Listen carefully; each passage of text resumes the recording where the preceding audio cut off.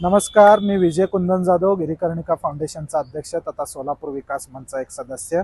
सोलापूरच्या विमानतळावरनं 23 डिसेंबर 2024 पासून नागरी विमानसेवा आता सुरू होणार आहे. फ्लाय 91च्या माध्यमातून सोलापूर मुंबई आणि सोलापूर गोवा अशी विमानसेवा आता सुरू होणार आहे, नागरी विमानसेवा.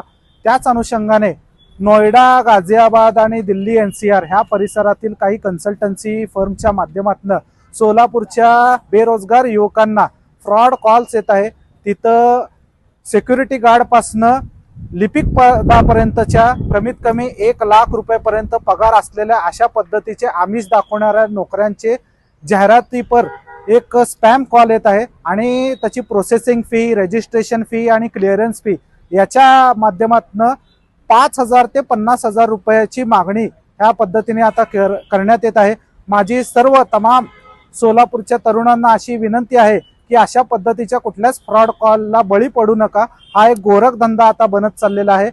कंपनीची जी काही वेबसाईट आहे, ऑथराइज कंपनीच्या जे काही वेबसाईट आहेत, त्या वेबसाईटवरती वेकन्सीज निघत असतात. त्या वेकन्सीजवरती तुम्ही वारंवार लक्ष ठेवा. आणि एअरपोर्ट अथॉरिटी ऑफ इंडियाचे जे अत्यारीखाली हा जो विमानतळ आहे त्याची देखील वेबसाईट आहे, एअरपोर्ट अथॉरिटी ऑफ इंडिया.gov.in. या संकेतस्थळावरती वेकन्सी जर उपलब्ध असेल तरच तुम्ही ते ऑथराइज धरा, नाहीतर कुठल्याही असल्या फसव्या कॉल किंवा सोशल मीडियाच्या माध्यमातून येणाऱ्या जाहिरातीच्या बळी पडू नका. ही मी मीडियाच्या माध्यमातून ही विनंती करत आहे. धन्यवाद.